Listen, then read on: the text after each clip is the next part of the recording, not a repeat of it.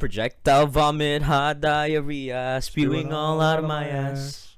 Box of dead puppies mixed with monkey guts, they really give me gas. Shit all over a cemetery while I'm shooting dope. Pus-covered crackhead eating his toe jam, flashing his dick at the Pope, and everybody saying fuck, fuck, fuck, fuck, fuck, fuck, fuck, fuck, fuck, fuck, fuck, fuck, shit. Shit, shit, shit, shit, shit, shit, shit, shit, shit, shit, shit, shit, fuck. That was a very beautiful. Very beautiful song. You did great there. You did too. Thank you, man. I just tried to come in at the end. Yeah. Are you leaning? I knew it.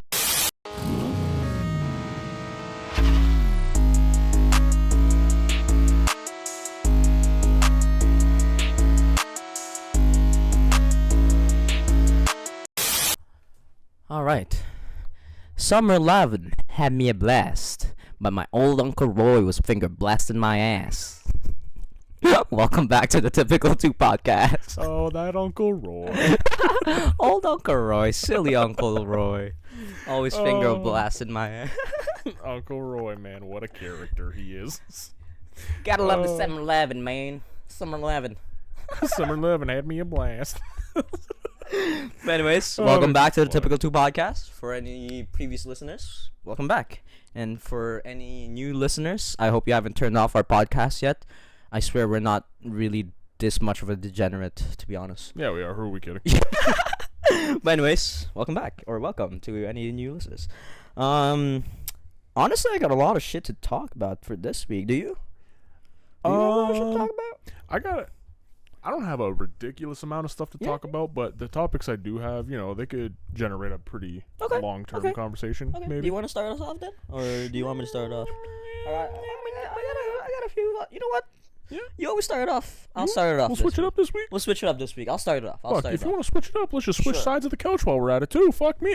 Wait a minute. That's not what I meant. I didn't mean switch our sexual preference. Yes. Oh, hey, yo. I don't mean switch sexual orientation here. I mean, I just meant positions. Not those kinds of positions. But anyways. Oh, what a great start. Oh my god, it's already chaotic. I guess I'll start it off with this. We'll do a little bit of sports. Perfect. I got a sports topic to dive into after as well. Yeah, there's a lot of sports topics like coming in now. NBA has quite a bit of a of events going on. First off, and playoffs are getting underway as well. Yes, Michael Porter Jr.'s brothers have been on a rampage. Yeah, at least one of the kids in that brother is family. head's right. So he's an NBA champion already. So yeah, he's got his head screwed on straight. He got his bag. He's playing well. Yep. But can't say the same thing for his two other brothers. So one of his other brother, who was also in the NBA, Jonte Porter. Yep. Who was playing, unfortunately, for the Raptors. Yep. Sad to say that is. He actually received a fucking lifetime ban from the NBA, bro. I haven't seen a lifetime ban from the NBA in a long time. You know what's crazy? They don't even give lifetime bans to players who commit domestic violence. That's what I'm saying. That's crazy. What is his name? Miles Bridges? Yeah. That motherfucker got suspended. Motherfucker's still playing. He got suspended, but that's it. But yeah, he was found disclosing confidential information to like sports bettors and shit, which is a big no-no. That's a massive no-no. And he was actually limiting his own participation in one or more of games for betting purposes. Yes, because there was news coming out that he was betting against the Raptors. So there was a lot of there's been like with that baseball guy Ohtani. Not Ohtani. Pete Rose. Yes, who was betting on himself. Yes. So that's like kind of different. That like kind of like you know what I mean. It gives you the incentive to play harder. Yeah, exactly. If you're constantly betting on your team to win and you're betting on yourself to do well, exactly, it gives you the incentive to always do your best and for your team to win, so you can. Yeah, exactly. Fucking play. It's a little bit more different, but when it comes to this case, he's betting against the Raptors, and he's actively not participating in games just so they would win or anything. So that's a big no. Not like he's a big factor. He really isn't though. He's not even that good of a player, to be honest. But anyways, he received a lifetime ban and fumbled the bag. Man, how old is this kid again? Like Jonte Porter, I will tell you in literally. Man, you're already in the NBA. Even if you're not a starter, you know what I mean. Even if you're not like a bench, what's it called, an active bench player. You know what I mean? Like, you're still in the league. You could say you're in an NBA roster. Like, that's the thing. You're just in work the league. harder to get your position up. Like, and I don't understand. Like, this is what gambling addiction has led to, man. Like, so many people is. And you know what the thing is? He's also 24, by the way. He's literally 24. Yeah. He's like our age, dog. Yeah, he's literally just about our age. Fuck, man. Like, this guy just literally fumbled the bag, bro. Hard. And then all these NBA players are always fumbling the bag. Yeah, it's kind of ironic though with the amount of gambling that's going on. You know, back in the day when athletes were doing gambling, it was always heavily looked into. Yep. You know, because back in the day it was always this massive no-no. But now, in every single league, in every single It's sport, so bad. with every single team, it's not even that athletes are just heavily doing it now again. It's the fact that it's a sponsored partner for a lot of sports and teams. It's all about money now. Yeah, so it's like money. Same thing with like refs and shit like that. You know what I mean? Yeah. Like, I feel like that's why like refs have just been so shit for every single fucking league, man. Every single league. Like, even like I was gonna talk about this actually, but the Ryan Garcia and the Devin Haney fight. Yeah. Sorry, not David. The Devin one that Haney over fight. the weekend, Yeah. So Ryan Garcia won. Yep. But everyone was saying that the ref was against Ryan the whole fucking time. I only saw the highlights, so I didn't really see much. Yeah. But everyone was saying that the refs were against Ryan, and he still won.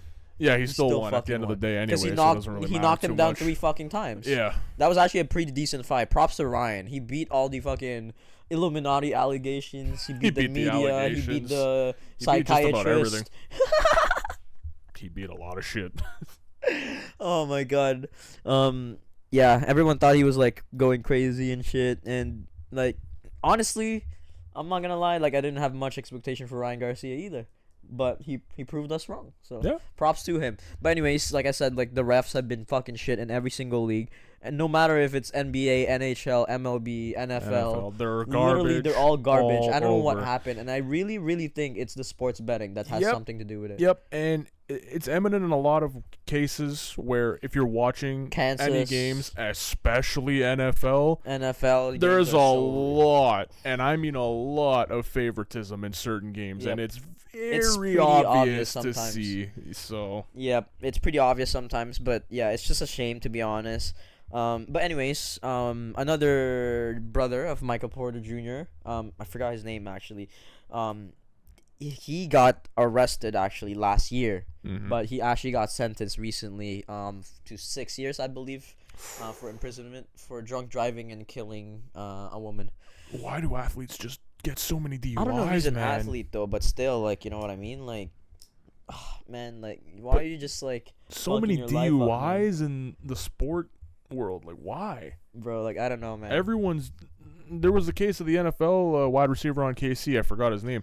He was, another young what's talent. his name? Patrick Mahomes' father too, bro. Well, yeah, but that one wasn't as bad as the fucking case, But another prime example was Henry Ruggs. His career is literally over. He's in prison now because he killed a family. That's so fucked. So it's we've talked about this many times. The money and shit get to their head. But we've talked about this many times before. A lot of, and it's not older athletes. It's a lot of young, naive athletes. Literally, just start their career and they just ruin it for whatever stupid reason, and they never change. Man, it's such a shame, but it is what it is. They're grown adults at this point. Like, they're young but grown adults. And they make their decisions, Yeah. So, but I guess we can move on to your topic. Here, man. We unpacked a lot of shit there. I'm not gonna lie. Yeah, we really did. But I considering worse decisions or terrible decisions to be made. I got a little fun one. Some of the worst contracts in North American sports history. Oh, another sports topic. Okay, so what are some of the worst contracts? With the sports. So. Are these like recent years or just in general? So this is just of all time. Of all time. I kind of went through the all-time list, and I'm not gonna go through every single sports like top 20. I'm just gonna stick with kind of the worst ones. The worst. Oh, shit. Okay, yeah. The worst ones. Yeah. So we'll start with the MLB here. We'll run through a few of these. So we'll start with this one. Steven Strasburg. All right. Steven Strasburg? Yeah, Steven Strasburg literally just retired this year due to conflicting injuries that are pretty much derailed his career. So after the magical 2019 season where the Nationals won the World Series, we'll get into Anthony Rendon in a minute as well. Steven Strasburg signed a 7-year, $245 million deal after that. What? 250? $45 million. Same thing, pretty much. Pretty much. Since then, he has faced carpal tunnel surgery, thoracic outlet syndrome, and other ailments. As a result, he only pitched 31 innings over 8 games with a 1-4 record since that contract was signed. Holy fuck. And they still owe him that money, right? While making $35 million a year. Do they still owe him that money? Technically? Yes. Yes, they do. That's if he still continues to decide to play, right? Like, no, he retired. He's done. Oh, he's done, but they still owe him that money? Yeah, he's still getting paid. Fuck. Yeah. He literally just robbed him. Yeah. The thing is, though, that's a bit of a shitty scenario. Comparing, let's say, okay, so I'll get into the Anthony Rendon one. Comparing those two, it's literally, Anthony Rendon literally just does not give a shit about playing. And he doesn't care if he gets injured. He just does not give a shit, period. He literally robbed the Angels blind for a bunch of money. It's a kind of similar situation, right? Like where he won for 2019. Yeah, he was also on the same team in 2019 that won. He signed with the Angels after on a bunch of fucking money. I don't remember the actual specifics, but I'm pretty sure this year he's making upwards of $38 million. And to absolutely no one's surprise, he's only played 200 games in the last 5 years. That's wild. And it's like 82 games per season? 162. Oh, 160. Fuck, I was way off. Yeah. Yeah, so there's that one. Holy fuck. That was a terrible signing to this day still. We'll go into another one here. What, another MLB one? Yeah, I'll go into a few. I'm trying to look for a good one here though. I'll go into another one. Chris Sale. Sale? Yeah, so Chris Sale, another pitcher. Also after 2019, he signed a 5-year, $145 million extension. He was also on the same team? No, in the same year. Oh, in the same year I thought he was also on the same team. I was like, no. What the fuck happened to that Nationals team? Oh, they're terrible now. The whole team just fell apart. But, yeah, same thing. 5-year, $145 million extension with the Red Sox. It kicked in the 2020 season, and since then, Sale has been impacted by Tommy John surgery, rib stress fracture, a fractured finger, a broken wrist, and in a bicycle accident as well. Oh my god! Wait, so how is he getting all these like fractures? From games or? No, just some from games, some from just out of game injuries. What the fuck, man? This guy's made of fucking like brittle bones. Literally a broken wrist in a bike accident. Oh fuck, man. So 3 seasons into that contract, Sale has thrown 48 innings over 11 games with a 5-2 record. He only played 11 games? Yeah. Fuck, man. What the fuck? Well, okay, so this list is from like 2023, so keep in mind now he's not even on the Red Sox anymore. He got traded to the Braves, so I guess they were just fed up with his shit. I would be too, bro. Yeah. Are you kidding me, man?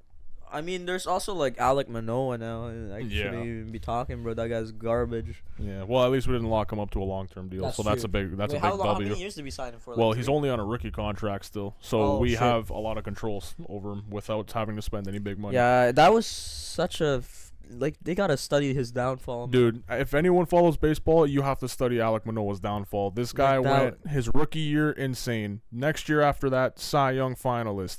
Next year after that, god awful. This year, can't even pitch in the lowest level of baseball. He's just terrible. It's bad, bro. It's bad. Yeah, the downfall needs to be studied. I don't know what happened, bro. I'll go into one more here, and then we'll jump into another sport. So Yoenis Cespedes. He was an all-star with the Mets in 2016, and after that, he signed a 4-year, $110 million deal. Oh, fuck. So the thing is with Cespedes is he was a bit of a late bloomer in his career, meaning like in his late 20s, he kind of started to get off the ground. But he's always been a good player. It's just his greatness really excelled when he was in his late 20s, early 30s for that matter. So since that signing, injuries and a COVID opt-out. So during that 2020 season, he opted not even to play that year. Because of COVID? Yes. And was it because of like the vaccine shit? I don't know. I think it was just him choosing not to play. I don't really think it had anything to do with that. The fuck?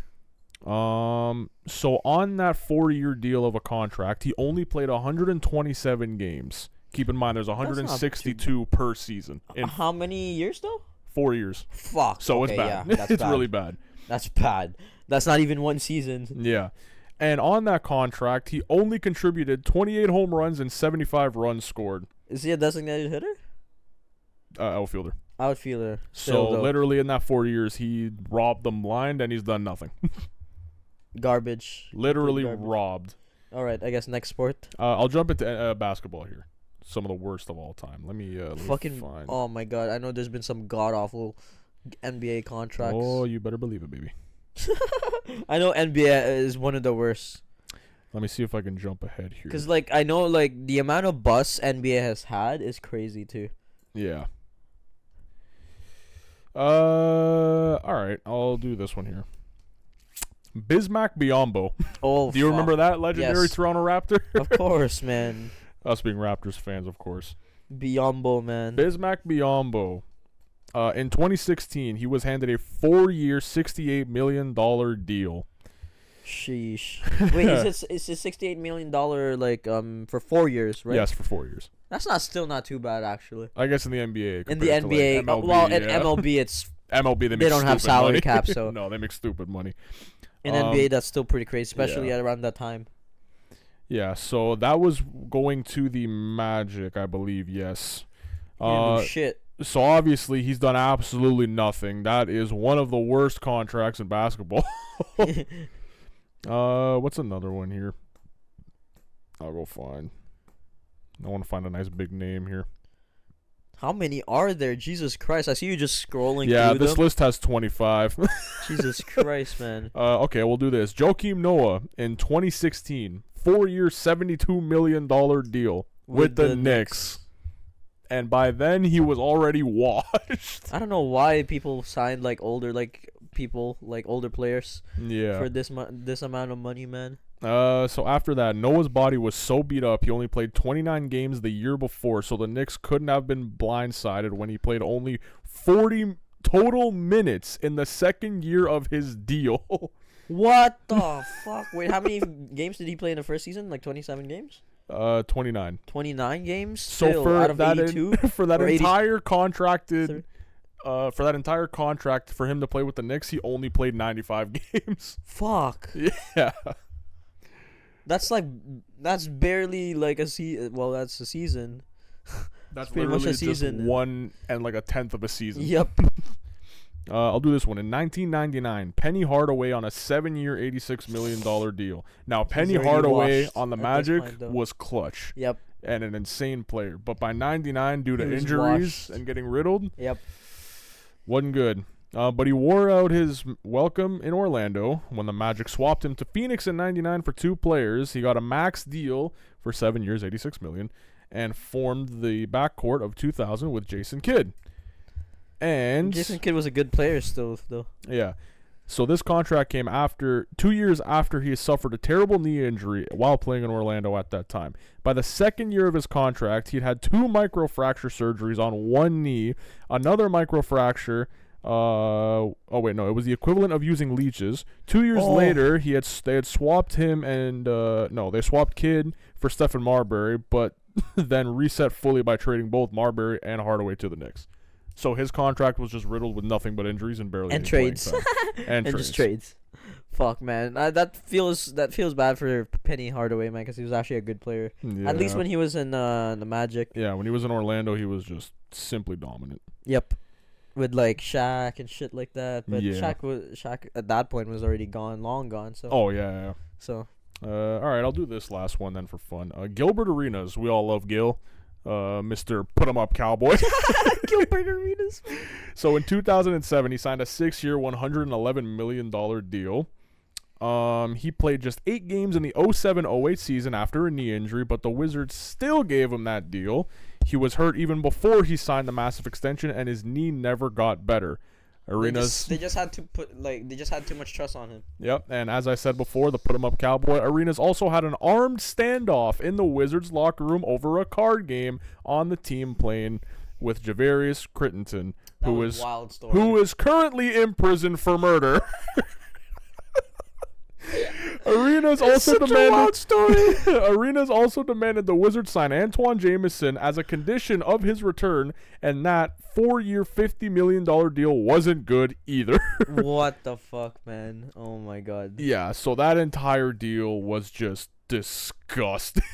God awful. Jesus Christ. Holy shit. Okay, I'll jump into NHL for a little bit. Quick times here. Let's look for a couple of big time names. Here's one. Back in the summer of 2013 with the Toronto Maple Leafs, David Clarkson. Oh, fuck. 7 years, $36 million total. Oh, what a signing. Where did he even end up? After that? Yeah. I think the Devils, but his career quickly fell apart after that. No one even heard anything about him after. When did he got traded? Oh, let me see if I can figure this out here. So... This was marked as one of the worst NHL free agency signings that the Leafs have ever committed in history. And my God, we have committed some awful trades. I'm not going to lie. Yes, we have. So the next 2 seasons after signing the contract, Clarkson would score just 15 goals in 118 games. Holy shit, man. He did not even last 2 seasons before the Leafs deemed him a bust and traded Clarkson to the Blue Jackets. And then he ended up in... and with the Devils because they also realized he's garbage. He's just trash, and now no one even hears anything about him. Yep. He's just fucking garbage, man. That was a 7-year deal? Yeah. Toronto Raptors? Toronto With the Leafs, yeah. All right. right. Oh, my God. Ilya Brizgalov. Do you remember this goaltender? Yes. It's only a game. Why you have to be mad? That beautiful For man. anyone that doesn't know, yes, that guy. So he signed a 9-year deal for $51 million with the Philadelphia Flyers. The contract was a tough one to swallow. Ilya didn't even last 2 years after signing the monster deal after leading to the Flyers to the playoffs in his first year of the contract. So he was actually decent in the first year. The first year worked. He only played 40 games for the team. He was then bought out in the 13 offseason. The buyout cost the Flyers $23 million, as they will have to continue to pay it, the rest of it, through until the 26-27 season. So they're still paying it to this day. Damn, they robbed him blind. He robbed them fucking blind. He robbed them blind. That's a lot of money. Holy fuck. Yep. I'll do one more here. Scott Gomez, a 7-year, $51 million deal with the Rangers, followed by the Canadiens. The Rangers signed Scott Gomez to that contract in 2007. Gomez's contract did not look terrible until he was traded to the Canadiens in 2009, so 2 years after he signed it initially. After registering 59 points in his first season with the Canadiens, Gomez's production already started to decrease significantly. I was going to say 59 points is... for someone that's earning that kind of money, you got to be putting up at least 85 points a year. Okay, yeah. So the very next season, after only putting up 59, he put up 38. Then the next season after that, he only played... In total points? Yes. Fuck. And then the next season after that, he only played 32 more games until he was completely waived in 2013. Yeah. Some players just end up just not being good, man. They just also start to not care at all. Yep. That thing, too. Like, they just stop caring. They already get their money. They already get... You know what I mean? Like, they just don't care too much. Yeah. But... Man. I'll do one more sport. We'll do NFL to round off the North American sports. Okay. So I know you're not a huge football guy, but if there's anyone that's watching or listening that is a football guy, you'll know exactly what the hell I'm talking about.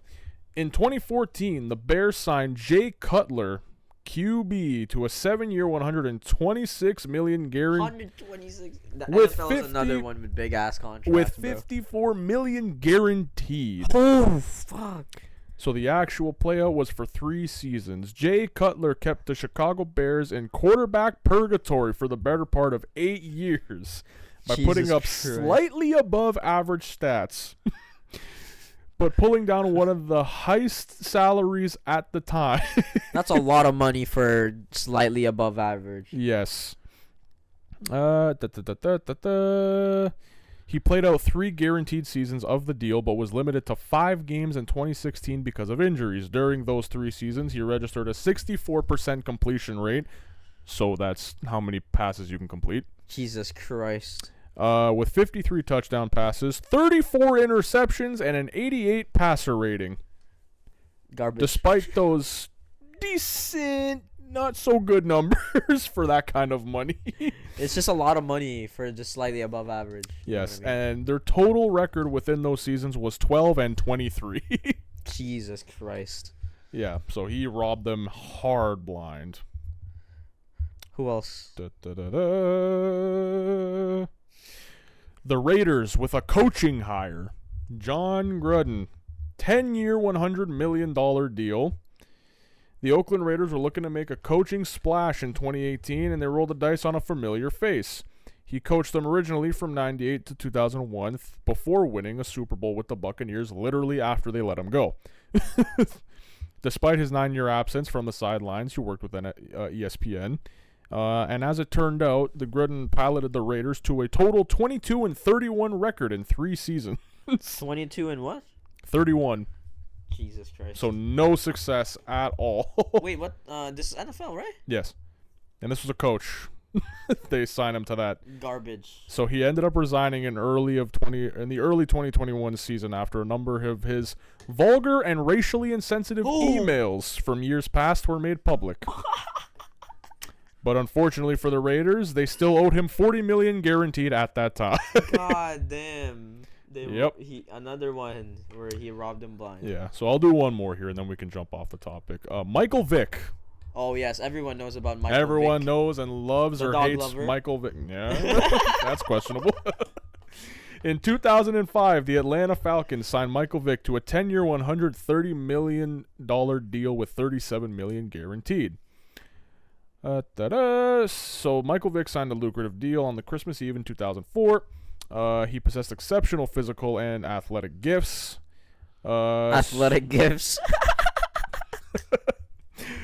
Vick completed just 53% of his attempts with 35 touchdown passes and 26 interceptions, and the Falcons went 15-16 in his first 31 starts since that deal was made official. Fuck.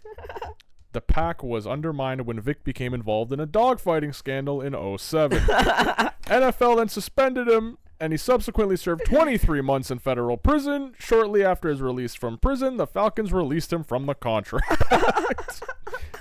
What a story.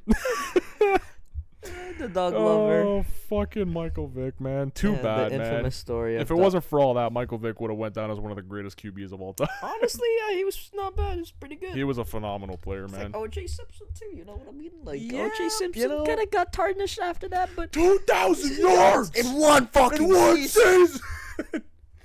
But you know what? The glove didn't fit, and it tarnished his reputation. But we never know. We never know. He never confessed in his deathbed, so we'll never know. But anyways, I guess we'll move on from that, from sports. We'll move away from sports and move on to a little bit more interesting topics in the streamer industry. Ooh, So it's kind of fucked though. I love laughing at stupid streamers. Yeah, that's all that exists. You want to laugh at this guy? So a streamer who roleplayed as a child in GTA roleplay service was actually arrested for trafficking a minor. Wow, who would have thought? Who would have thought? Those GTA server RP pedophiles. Anyways, Xavier Leon Jones, or as he would call himself, Water himself on Twitch, was actually arrested after he is accused of inappropriate contact with a minor online. Wow. Who could have saw that coming? So his charges actually include like human trafficking of a victim under 12, use of a minor under 16 in a sexual performance, and 4 counts of procuring a minor by electronic means. This guy's guilty. That motherfucker. Motherfucker guilty. I'll show you. Let me see if I can find a picture of this motherfucker here. Because this motherfucker looks wild as shit. I swear I saved the fucking thing on Twitter. But yeah, his account is currently definitely banned on Twitch, as it should fucking be. But yeah, this is what he looks like. Interesting. That motherfucker guilty. He looks like he did it, man. Like, he looks evil. With that kind of, what's it called? With that kind of face, you know, he's got the face of death. He has the face of, yeah, I did that shit. Yep. Yep. Like literally those eyes just looking down dead in the camera like I did that shit. That's fucking wild. But he pretended to be this girl on GTA roleplay servers. Wow. That looks like a Sims character. Kind of does. I mean, that's what GTA roleplay servers are. I guess, much. Yeah. But it's just so weird. Like there's so many fucking weirdos online now, man. And like it's just so like Twitch, Kick, and all these streaming platforms is apparently a breeding fucking ground for all these pedophiles. Yes, it is. It's so Kick, Twitch, all these things that are popping off now. Even it's YouTube sometimes too, but the YouTube space has slowed bad. Down. It slowed down quite. It was so bad during the Minecraft times. Yes, man. The Minecraft times were probably the worst. I would call that the pedophile 9/11. yes, that is actually correct. That's a very valid statement.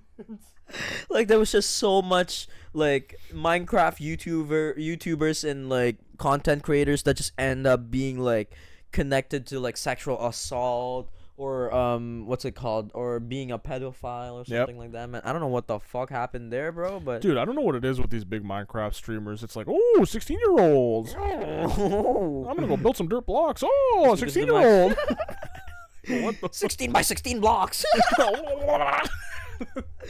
But yeah, I don't know, man. Like now on Twitch and Kick, definitely there's a lot more, and I don't know, man. Like what the fuck like is happening? Like I feel like it's just because like it's so easy to like for like kids to access the internet now that just it is. You know what I mean? Like people just take advantage of that. It is, but it's also the fucking parents, man. It's the parents too, but I was gonna say the platforms of Twitch and Kick, like Twitch isn't as bad as Kick, but for some Kick reason, is so bad.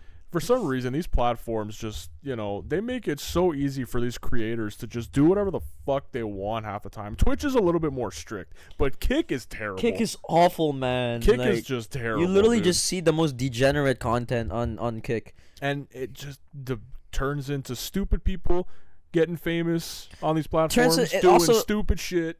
It also influences like kids doing stupid shit. Exactly. Did you see that Kick streamer who was like a 12-year-old who was just going around? I think it was Miami Beach or something like that, and he was just going around like just fucking like going around and messing with people. Like he just randomly grabbed like people's food and started eating it and shit. Like. And people were like, and then he started like trying to fight people and shit. Like it was just like that's not even funny. Cringiest shit, man. The cringiest shit. That's just a kid being stupid, and you know what because of some other person that's probably like 26 years old. It's like Neon and it's fucking like Neon and Jack Doherty and all these fucking people that influences the fucking young kids too. Yeah. It's not even just like sometimes you can't even blame the parents too, because it's so unavoidable now. Like you can just randomly be browsing on the internet and you just randomly come across like an ad for Kick. That's the thing. It's and then the first thing you see on there is like Neon and shit, and then you just see that. Like, and you know what I mean? It's all over social media too. All over social media, yeah. Because they post it everywhere. It's like, oh, look at this stupid streamer, and then 12-year-olds see that and they're like, oh, that's kind of funny. Because it's grown adults that are over the age of 20 acting like middle schoolers, trying to appeal to middle schoolers. I don't know, man. Like at some point, bro, like you just gotta stop, man. Just gotta stop. Like, it's okay to be funny out in public, but There's a boundaries. There's boundaries and limits to this shit. Especially like pushing people's buttons when you don't know what they've been through the day or what they've been through for the rest of the week. Like you don't know what they've been through for the rest of their life, and it's like, dude, like, bro, if someone is on their last string and then you just fuck with them, like, bro, you're getting fucked up. Like if you're intentionally pissing people off in public, that's cringe shit. Yep. That's stupid if shit. It's something that funny, you know what? Like there's some like pranks that like are like funny. There was like this guy that's like he usually dresses in a suit with like a megaphone, and he goes around in public like doing compliment cat calls. Like, have you ever seen that? No. Where he'll be like, "Oh, you look like you smell great," or some shit like that. Like that's like, harmless fun. That harmless fun, and people actually laugh. Yeah, it's that's like, harmless fun. It's like reverse like cat calling kind of thing, where like it's actually just nice things, Yeah, like that's harmless fun. And then if you look at it in the television aspect, like Eric Andre, for example, or Loiter Squad, they'll go out, like back in the day, they'll go out in public and they'll do funny, stupid shit, but they do it amongst their own cast, but they do it to see people's reactions. They don't do it to fuck with people or intentionally piss people off. They do it to themselves. Yep. You know what I mean? Like, it's not shit that like fucks with them. Like, it's not shit that will ruin someone's day because you think it's funny to fuck with someone's day or fuck with a person. I don't know, man. Kids nowadays just got influenced by all this fucking kick streamers and shit. So yeah, kids these days don't really have respect. I don't fucking know. But anyways, I guess we can move on to the next topic. Yes. How many more topics do you have? I got 2 more. Normal topics? Yeah. Okay, good. So this one is a list that was kind of making rounds on Twitter in the video game world, because people were up in arms about it. Okay. So this list is a top 20 most iconic video game characters. Oh yes, I think I've seen this on Twitter. I saw what number 1 is, and I immediately fucking scrolled away from the post. I was like, nope. Yes. So people were up in arms because this is probably one of the most bandwagon lists I've ever seen. Who made the list again? It's called BAFTA. This organization made this list. I don't even fucking know who that is, but it's okay. Yeah, so that already gets rid of the credibility. Anyway, we'll go through it here, and you tell me whether it's a yay or nay, or you think they should be higher. I already know it's a nay, but... All right, so number 20, Nathan Drake from the Uncharted series. Number 3? Number 20. Number 20? I'm going to go from 20 to 1. Okay. Okay. See, that's the thing. If you think of iconic characters, think of a character where it's like anyone in any random household would be like, oh, I've heard of that before. Yeah, pretty much. Yeah. Like, like Pikachu. Exactly, like yes.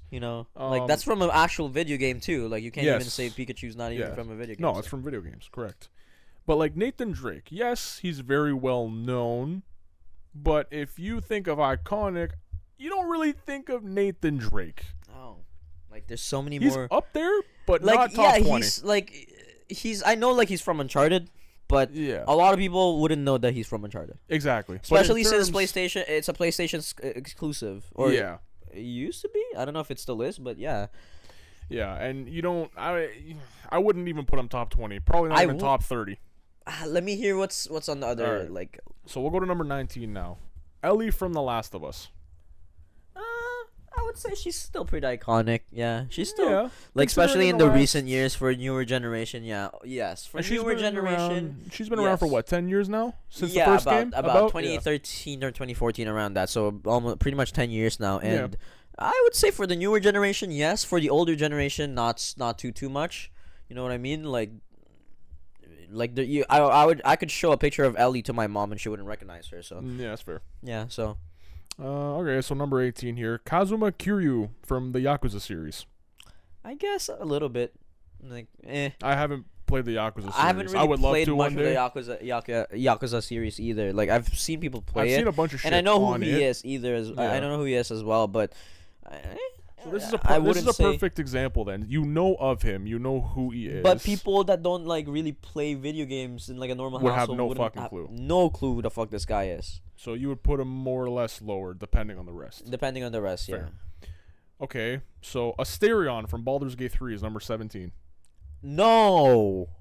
That's my thoughts exactly. Baldur's Gate 3 was a great game, but no one knows who the fuck the characters are. Literally. Unless you play the game, you don't know shit about it. Bro, Baldur's Gate literally just became popular because of the third one. Yes. So for it to be on top, any characters to be on this list, top 20 of all time, is already discredited. Top 20, bro.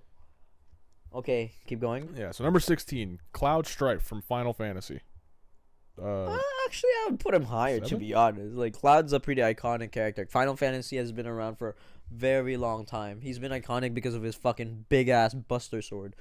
I would say like maybe like 12, 13, depending on the other characters on the list, but we'll see. So he's number still like not too iconic, like, you know what I mean? Like, maybe like I know of him and I've never played the series. But in there's my life. like millennials that would know who he is. That's like my sister and my brother would know who he is and shit, like, you know what I mean? And they're like in their 40s and shit, so my sister's 42, bro. Holy shit. I'm pretty sure. Shit. I think. Were you adopted? Wait, what? Wait, no, I think she's turning 40 actually, or some shit like that. I was gonna say, I don't think your sister's that fucking old. No, she is, man. I'm like 18 years. She's like 18 years older than me, or something like that. Okay, so she's not fucking 40. Almost. Wait. Yeah, 18, almost, bro. 18 years. Yeah, wait, shit, she might be. Yeah, almost. I'm really bad at math. I don't know. Okay, moving on. Number 15 on the list, Crash Bandicoot. Number 15? Yes. I'd put him higher. I'd put him higher. I would put him higher. Crash Bandicoot is a really iconic character, but I fucking resonate with Crash Bandicoot. Ever since I was a kid, I played that yeah, shit. Me too. Ever since I was a kid, Crash Bandicoot is one of my favorite games. Like, yes. You know what I mean? Solid Snake from Metal Gear. He's pretty iconic. He's really He's iconic. still pretty iconic. Yeah. Like, keep in mind though, there are different snakes. There's actually Liquid Snake. There's like Final Snake. There's the original Snake. These are all clones of each other, trying to perfect them. But shit. Yeah, so. but in the sense of Solid Snake is the most iconic one out of all of them. Yeah, I was gonna say generalizing it. Snake is a very iconic character. Number 13, Steve from Minecraft.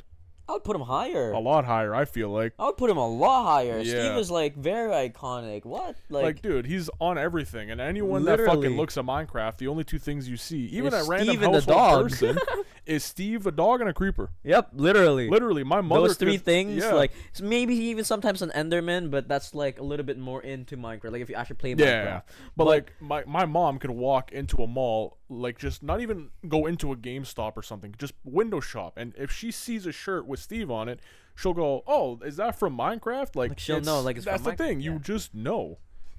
Number 12, Pikachu. What? Yep, number 12. Number 12. At number 12. Number 12, Burger King foot lettuce. Number 12, yes, Pikachu. They put Pikachu at number 12. Are you fucking kidding me? That's bullshit.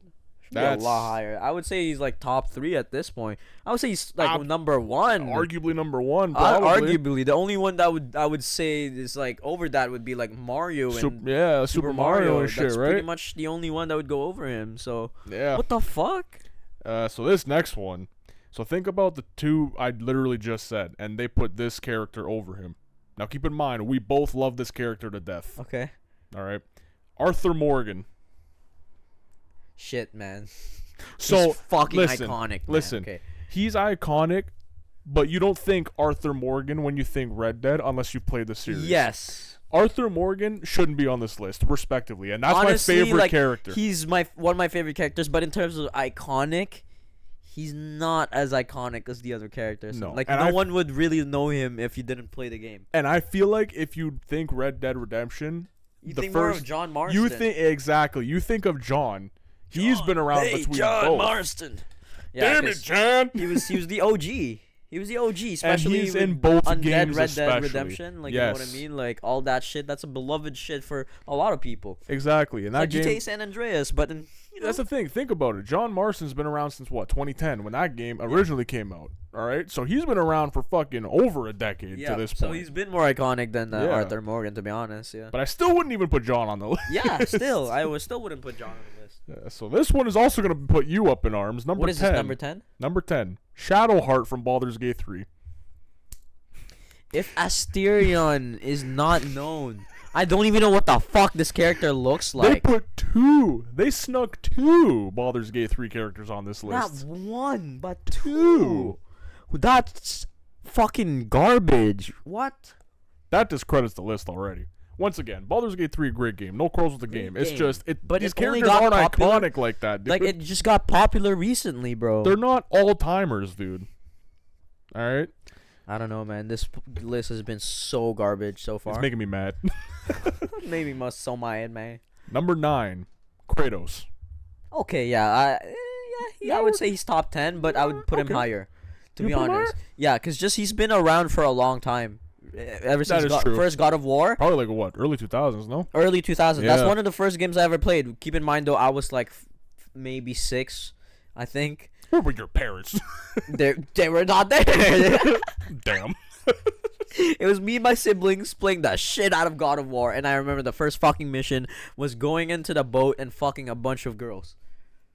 That was literally the first fucking mission, man. That was literally the first mission, bro. And I remember that shit so clearly because I was like, what the fuck am I playing already? Some goated ass shit. But yeah, Kratos for me is a pretty goated character. I would say he's pretty iconic. All right, that's fair. All right, so we'll move on to number 8 here. Master Chief. he's pretty iconic. He is. I feel like he's. Very I would iconic. say like he's iconic. I would actually put him higher than 8, to be honest. I would put him like 6 or something like that, depending on the other ones. But I feel like you see Master Chief, the people that will immediately know him as anyone that's younger than millennial, right? Like so Halo, millennial and younger. Yeah. And everyone from that age gap would go, oh yeah, that's Master Chief. Master Chief, yeah, it's Master Chief. Yeah, like you'll know it's Master Chief. Yeah. Everyone's Master Chief. Although everyone's not everyone's Master Chief in the suits. Yeah, you just see the suit and you go, that's Master Chief. Yeah, that's what you think, right? All right, number 7, Link from Legend of Zelda. Okay, iconic, yes. Very iconic, I feel like. Very I don't know if I'd put him that high, depending on the rest of this list, but, you know, he's definitely fucking up there. What is this, number 7? Yes. I would say, to be honest, I would say that's pretty fair. Around there. Maybe a little bit lower, depending on what the list entails. Maybe, yeah. Fair. 6. Number 6, Pac-Man. Okay, yeah, that's pretty iconic. See, like that, Pac-Man, Mario, Pikachu. Like some of the that's big 3 right there. That's like everyone knows what the fuck Pac-Man is. It doesn't even matter how old you are. You could be 80. Bro, you know what Pac-Man is. Pac-Man is one of the earliest fucking games to ever exist. Yeah, well, like not the earliest, but like it's one of the most iconic games ever. Dude, like that's the thing. Still If you could be 80 years old, you'd be like, "Oh, that's Pac-Man. Oh, that's Super Mario." Pikachu? Yeah, you know, like I feel like, Pikachu was more, I guess, popular with the shows, to be honest, but he was still in the video considering games. A video game. I feel like that would be top 3 already. Yeah. Like, you know what I mean? Okay, but number 5. This one kind of fucking. Okay. Like, I like this game, but this game's been dead for like 20, not 20 years, maybe like 12 years. Okay. Sackboy from Little Big Planet. Oh my god. At number 5. Okay. People know Little Big Planet, but actually, interesting about Little Big Planet 3, they shut down the fucking servers recently.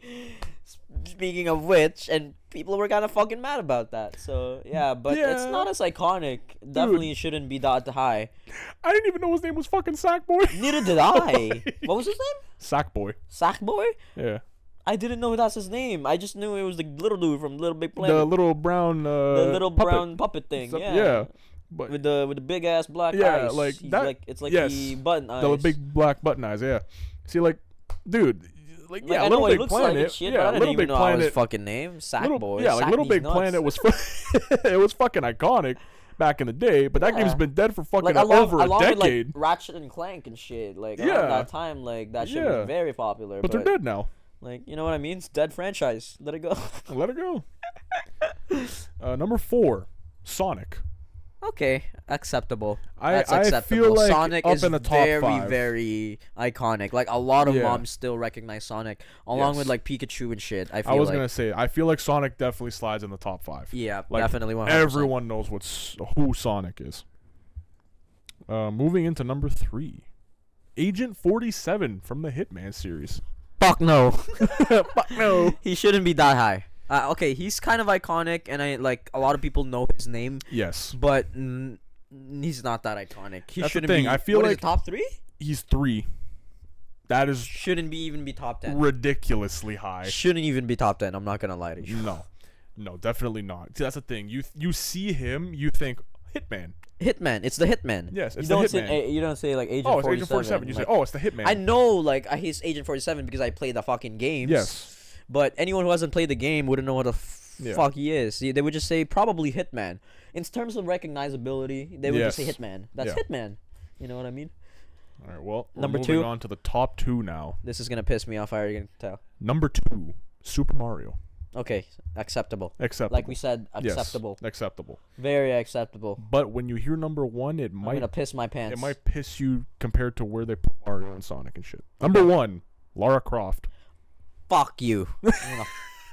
Whoever made this list can fuck right off. So now listen, Lara Croft is a very iconic character. She is from Tomb Raider, but not as iconic as like Pikachu. Not top 15.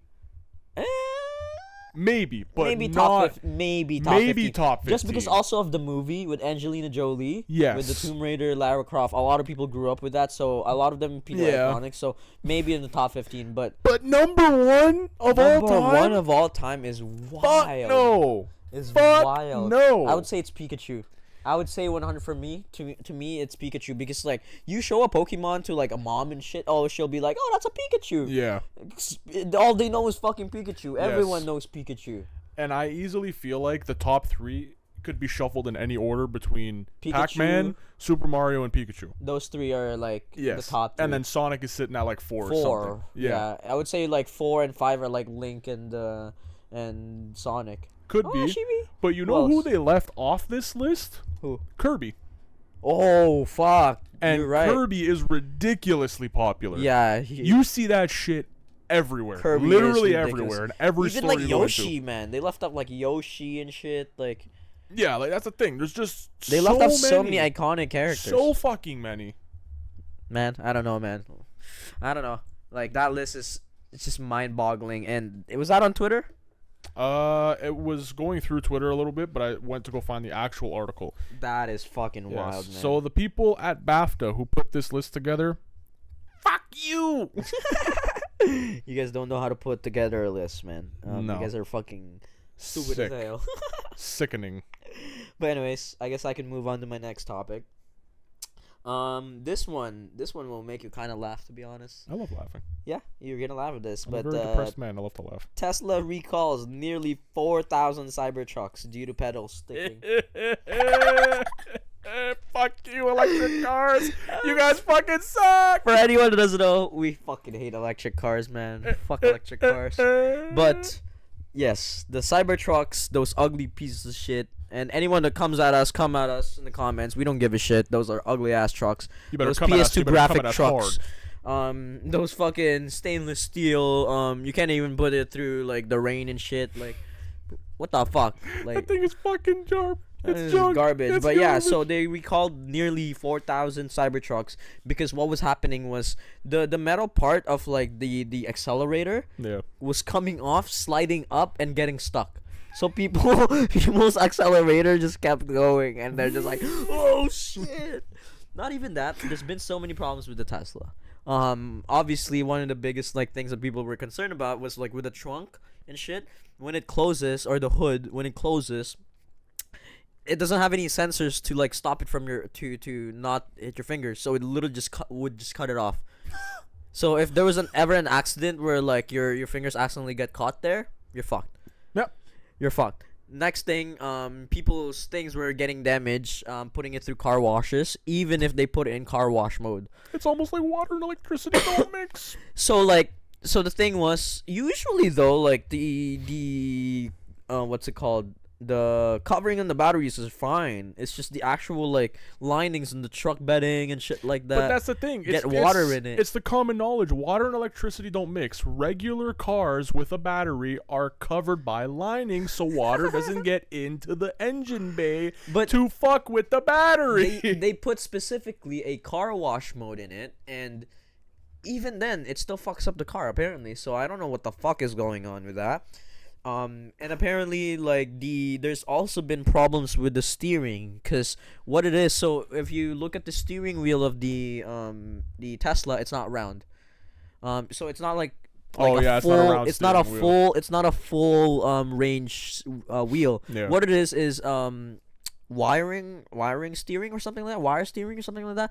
Basically, you only go like a bit like this, and it's fully to the right already. Oh my god! You only go a bit like this, and it's already fully to the left. That causes it's not so round. many problems. There's lag input. That's the problem. There's a bit of lag input where Am I like playing a fucking video game? Bro, it makes no sense. Like it makes no sense. Like why are you like getting rid of something like quite fundamental to the car already? It's like very basically not even fundamental to a vehicle. It's fundamental to a driver. Yeah, literally. How are you supposed to gauge how wide a turn is without turning your wheel to know? Exactly. Oh, I'm gonna turn my wheel all the way to the right. Then all the thing you know, you're on the sidewalk. That turning your wheel like thing is like feeling like where your tires are going. Yes. You know what I mean? Oh, gotta back into a parking space. Oopsies, I hit the car next to me. But I don't know, man. Fucking Cybertrucks were kind of a disaster, and there's a lot of people still trying to defend Elon Cock and his Cybertruck. Don't know why. Oh my god, electric cars are junk. It's kind of junk. Even like the quality of like the interior apparently wasn't even that good. So I don't know, man. I've never been a fan of Tesla. Like Who knows? I might own like an electric vehicle at some point, just as like a daily. Who knows? Fuck no. We're gonna I feel like we're gonna have to just because of the government or some shit, man.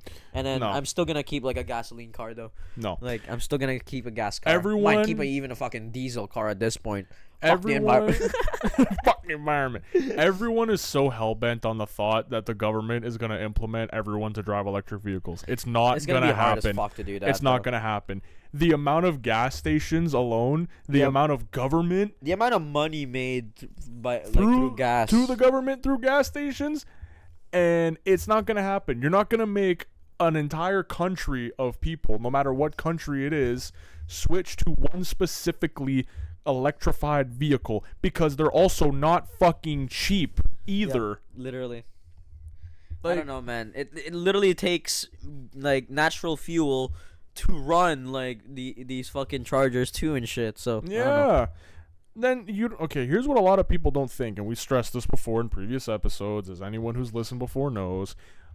Mining the lithium, building the lithium battery, And getting rid of the batteries is way more harmful for the environment. causes more damage to the environment than 1,000 gas cars I don't driving even like fucking know, man. 100,000 kilometers or something like I that. don't know, bro. It's some ridiculous shit. But everyone's like, I'm not burning gas, I'm saving the environment. The car you bought did more damage to the environment bro, than 1,000 cars. bro, there were some people that were bringing like generators, like gas generators in their trunk, trying to fucking power their batteries at some point. And I'm like, Doesn't make fucking sense. makes no fucking sense, bro, but you do you. And then when the fucking battery is on its last legs, guess what? You might as well go buy another fucking car because replacing the battery costs just as much anyway. It's so much, man. It sucks. I don't People, know. pull your head out of your asses. You're being fucking bamboozled. It's too fucking much, man. These Tesla fanboys are just gonna support Tesla no matter what, no matter how fucking Dude, but stupid like, it gets. this is one of these subjects and topics that I get so fucking tiffed over that I actually start to like grind my ass cheeks together. Like, I get so mad. I fucking hate electric vehicals, dude. So Get much. your fucking go-kart away from me, you little shit. Listen, you drive an electrified bicycle, moped. That's fine. That's fine. That's not a big deal. Scooter, whatever. The glorified go-kart. That's fine. That's fine. I don't give a shit. Even But a go-karts car, are gas cars, bro. like, fuck. Oh, I don't know, man. But anyways, I guess we can move on to your final topic. I don't even want to talk anymore. I'm so Piss mad. me off, man. I'm so This shit fucking pissed me off. mad. I'll go into my last one. It's quick. So the new Sonic movie has been announced. Oh shit. And one of the characters casting has been Keanu announced. Reeves. Shadow is being voiced by John Wick. John Wick himself. Reeves. Keanu Reeves. I fucking love Keanu Reeves. Oh, I man. fucking love Keanu. This is the dude. third already, right? The third movie has Yes. been announced, and I will be releasing some point soon. I don't remember. I think it's in when. summer. I think it's in July, actually. Something like that. But yes. Oh wait, actually, I don't know if it's in July, but yeah, I'm kind of low-key excited for that. Like, fucking Keanu have you seen Reeves. the Sonic movies? I saw the first one, I believe. You haven't seen the second one? Second one's pretty good too. Like what's it called? Jesus Christ, Jim Carrey, always pretty good. You know what I mean? Like Absolutely. But animation in general, Sonic has been pretty good. Like obviously they had that fumble in the beginning with the Sonic design that looked disastrous. But you it know looked what? something straight out of fucking Fallout, was but they terrible. actually fixed it. But they listened to the And fans. They listened to the fans, and honestly, I'm not gonna lie, they listened, bro. Like They listened. bro. Like the fans bullied them into fixing Sonic, And you know what? and they did. They did. They did, and it was great. And I feel like the casting for the movies to this point has been great. Has been great. Aren't they gonna have And- Idris? Didn't they have Idris Alba as well, or something like that? He was supposed to play Knuckles, I believe. Oh, he was supposed to. Yes, or I think he is playing Knuckles. Yes, and then Shadow has And now Shadow just will been be announced as Keanu Keanu Reeves. Bro, And it's I literally can't shit, think- yeah. and it's I literally can't gonna be think- fucking Cyberpunk. Yes, it literally is. All we're missing is V, bro. Oh my god. But I was gonna say I cannot think of a better person to voice Shadow. Shadow and Knuckles too, to be honest. Dude, yeah, to be it's gonna honest, be yeah. unreal. Great actors, and it's gonna be unreal. I'm pretty excited about that. I'm to be very honest. excited. I'm just excited for the moment that we hear Shadow walk up to a hotel lobby manager and go, Oh my "I'm god. going to need a gun." Sonic and Dr. Eggman are pissing me off. Oh my god. There's actually like one scene I'm pretty sure where like one girl gets killed and people actually want to see it in the movie because it's canon to the story and shit. Holy shit. Yeah, so I don't know what the fuck that is about. But anyways, I guess I can move on to my last topic as well. I got other topics as well, but I'll do a last one here. I'm gonna go back to a little bit of sports. Because now it's playoff season for a lot of fucking leagues. Yeah. But specifically, I want to know your opinion about the NBA season and the awards. Who do you think is gonna win? Specifically, what I'm interested in is MVP award, Defensive Player of the Year award, Rookie of the Year award, and Most Improved. Who do you think are gonna win these awards? All right, so we'll start with the MVP award. We got Jokic, correct? We got like Jokic. I know Embiid is out for the He's out of MVP it because of his injury. Race. Doncic, I'm pretty sure MVP race. I know it came down to the wire between Jokic and Shai Gilgeous. So I'm gonna run through my opinion here with the numbers because I think it's gonna be Jokic again, bro. So Jokic almost averaged a triple-double, right? Yeah. He's sitting at 26 points per game, 9 assists, and 12 rebounds a game. Yep. So he's almost averaging a triple-double. Triple-double for the season, man. Jesus Christ. Then you got Shai, number 2. As the number 2. See, he's sitting at 30 points per game with 6 assists and 5 rebounds. Yep. Great numbers. But especially comparing for a point guard too, yeah. Yes, but comparing that to someone who's almost averaging a triple-double is crazy. With just 4 less points per game, that's pretty fucking insane. Look at Doncic, though. Doncic is also almost averaging a triple-double, actually. Yes. Doncic has been going crazy this season. Yeah, Doncic has been scraping that barrel with 33, almost 34 points per game, almost 10 assists per game, and 9 rebounds a game. So he's also along that same line. Yep. Honestly, I would put him over Shai. You know what? I'm sitting at Jokic. It's just... The thing is, though, say you won the West, so... That's the thing. It also comes down to your team's success as well. So, between those three, yes, all three of them made the playoffs, but OKC won the West. Dallas is getting their ass resized by the Clippers as we speak. And the Nuggets are still good. So, it's like, I'm still putting Shai at 3. I'm putting Doncic at 2, and I'm putting Jokic at 1. Jokic is still gonna win. Jokic is probably gonna win, but with these numbers here, you know, I might have to give my edge to Doncic. I'm not gonna lie. Edge to Doncic, really? You know what, man? 34 points per game, almost 10 assists per game, and 9 rebounds a game for a fucking shooting guard, small forward. He still might, yeah. That's just pretty fucking insane. He still might. I'm not gonna lie. Actually, he still might. That his stats are pretty crazy. Looking at it now. That's really fucking insane. Like, oh my god. But that's the definition of a one-man team, right there. I think, yeah, you're right. I think it's either Jokic or what's his name, Doncic.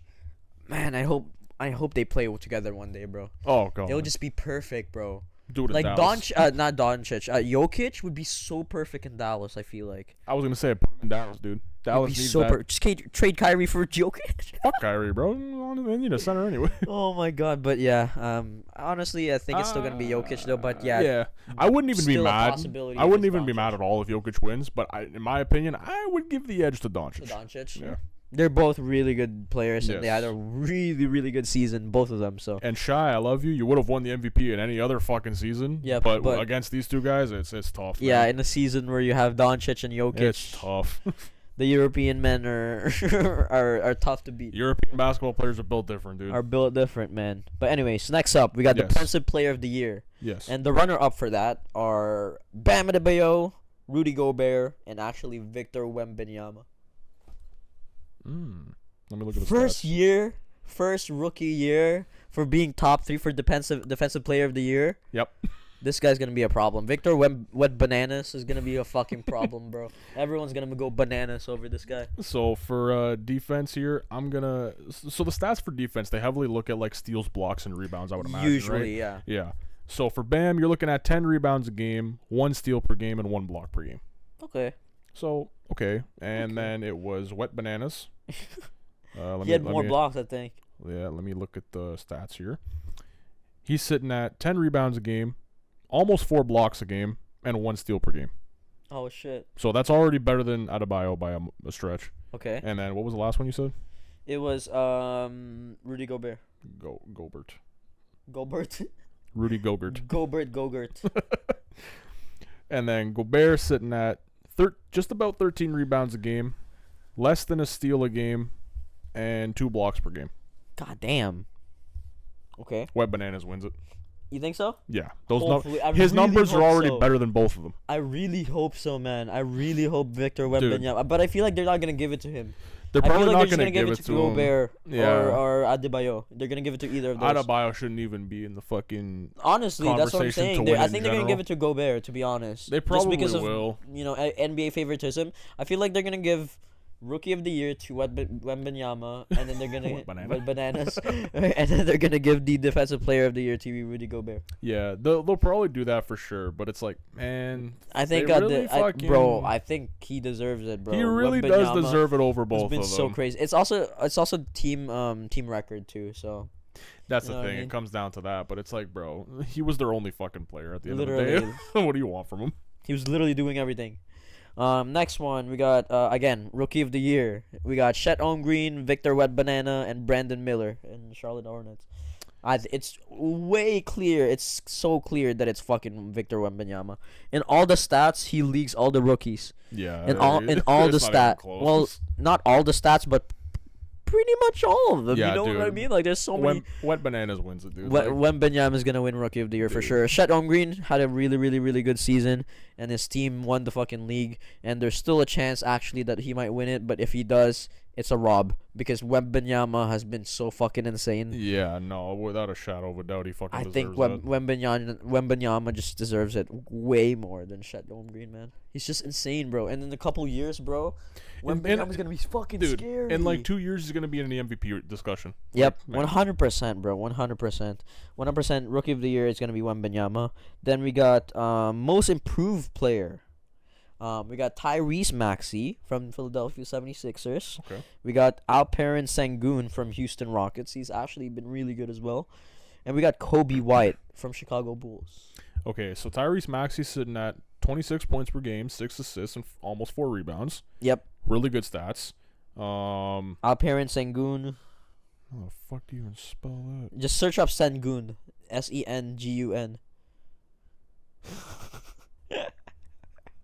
Dun, dun, dun. All right, I got it. Okay, he's sitting at 21 points per game, 5 assists, and 9 rebounds. Okay. And then Kobe White. Kobe White. Not like Kobe. No, I know, I remember that. And Kobe White sitting at 19 points, 5 assists, and 4.5 rebounds. Tyrese Maxey. Okay. I think Tyrese Maxey wins it, bro. You know who was also ashamed that couldn't have been added to the list, and he missed by 9 seconds in terms of eligibility. Wow. Seconds. If he had played 9 more seconds in either, I think it was a Spurs game, or it was Atlanta game. If he played just 9 seconds more in either of those games, he would have been eligible to win the MIP, and it's DiVincenzo from Knicks. Let me see what his stats are here. He has been actually pretty decent this season. Are you looking for him in the Knicks? I don't know how to spell DiVincenzo. Just search it up in the Knicks. Because I actually don't know. It's like DIVI something. Dante DiVincenzo, 15.5 points per game, 2 assists, 3 rebounds. He still wouldn't have won it. Yeah, you think so? No. Oh, I think Tyrese Maxey still. But compared to his previous season, he definitely improved. But man, he should have still been the contention, though. To be honest, he did a lot of season. Yeah, DiVincenzo definitely could have been in the contention, but Maxey stats not even. Tyrese Maxey actually improved quite a bit. This is his 3rd season or 2nd season. Something like that, yeah. He's been pretty good. So, but anyways, that's what we think of the NBA awards. We'll see where it goes, and we'll see in terms of the updates. Playoffs wise, I've been really fucking excited for it. We actually did see a couple of games already. What's it called? Mavs already losing and shit. I was earlier. I was watching the Clippers and the Mavs and the Phoenix Heat and the getting Celtics. beaten. Yep.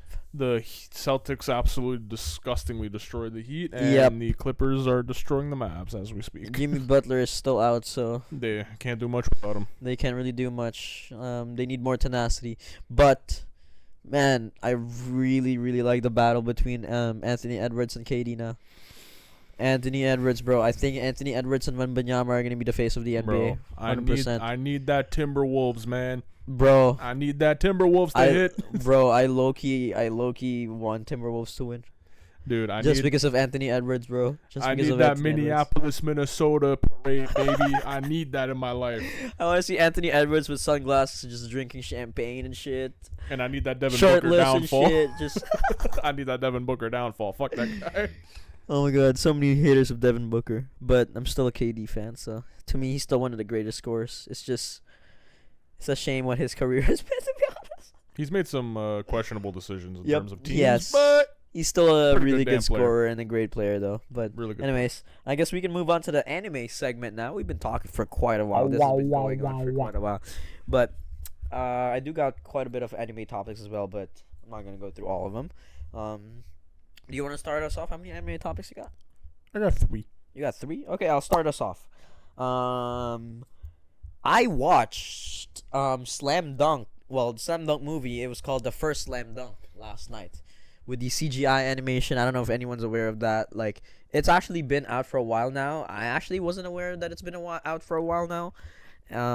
And I just watched it on a bougie website.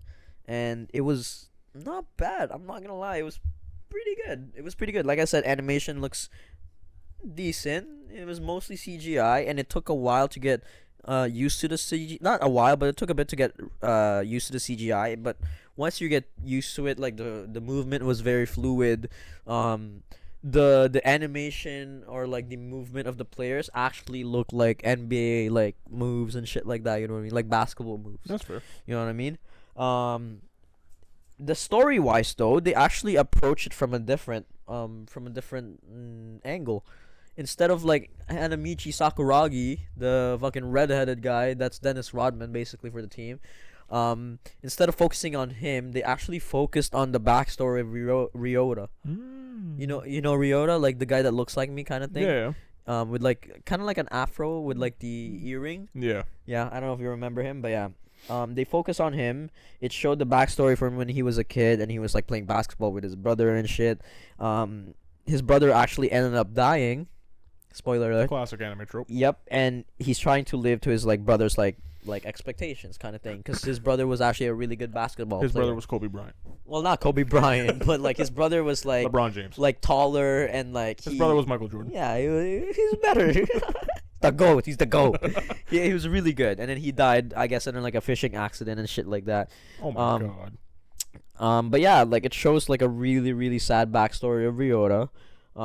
It shows like how Ryota like met like the rest of the team with like Takanori the gorilla, Mitsui, how they actually like fought and shit like that. Like how he came back to the team and shit like that. It explores his backstory, but the whole movie was just one game. It was basically just one game, and then going through scenes of like the game, and then flashbacks, so and then scenes flashbacks. So it was also like Kuroko's Basketball, the movie, where they faced kind of. the Vorpal sword. Or no, wait, no, they were the really. Vorpal swords. Yeah, it was the Vorpal swords versus the Jabberwock. Jabberwock. The Jabberwock, but like there wasn't like much like in that movie though. In Kuroko's one, like there wasn't much like flashbacks and shit. No, it wasn't. It was just like they based it around one game for the whole movie. Yeah, but yeah, for this one as well is one game, and they based it off like flashbacks of Ryota and shit like that, and the rest of the team. The story was hella fucking sad, man. Like there was this one scene where I was just like, man, like you guys got me in my feels here. Like after his brother died, he was kind of just like deciding whether to continue basketball and shit like that. And then he went to this kind of like cave little spot, cubbyhole that him and his brother used to hang out in. They would just like read magazines or whatever, just chill out. It's like by the sea. And then he went there, and then like he saw the magazine, and bro, he just let out like the most like painful fucking like cry. Like, you know those cries when you're just like screaming like to the top of your lungs? It was like one of those cries for him, and I was just like, damn, I feel for you, bro. Like, it was a sad story. But anime wise, I would give it an 8.5 out of 10.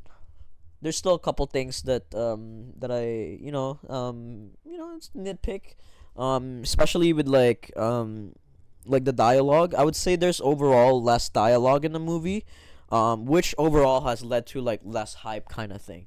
You know what I mean? Like, a lot of the things, it was mostly like flashbacks and then like straightforward like dialogue and shit.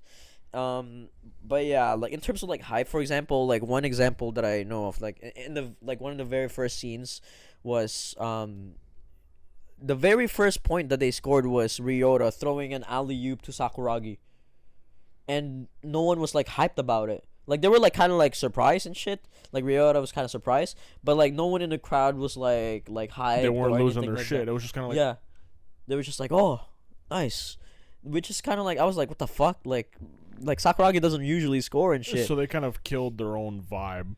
Not really, but like there's still a little bit of hype, but yeah, you can definitely tell there's less hype in the crowd and shit like that. And it's definitely focused more towards like a sad vibe and like a sad story behind Ryota. So Makes overall, like, sense. I would say it's an 8.5 out of 10. Animation looked fluid, movement looked fluid, story was compelling. It was pretty good, sad, but it wasn't as hyped as the older Slam Dunk, I would say. Yeah. It wasn't as goofy. It was more serious. Sakuragi obviously was still goofy as fuck and shit. Yeah. But not as goofy. You know what I mean? Like, and they changed the voice actor too for Sakuragi, so yeah. But it is what it is, you know. It was still a fantastic movie. Still a great movie. I would still recommend it, but overall, 8.5 out of 10. Yeah. True. Yeah. I would recommend for you to watch it as well. I know. Have you seen the Slam Dunk, like the older one? Yeah. Yeah. It wasn't finished. That show was never finished. So, No. But anyways, I guess we can move on to your first anime topic here. Yeah, well, since you watched something, I'll tell you about what I watched. Oh shit! So I got into one of the shows that was very, very, very Popular. long overdue and very popular for many years that a lot of people already have under their belt, but I recently just finished. Damn. Death Note. Okay, Yes. I've seen most of Death Note. I don't think I've finished Death Note actually. I've seen most of Death Note though. Yeah, so Death Note, 37 episodes, finished it.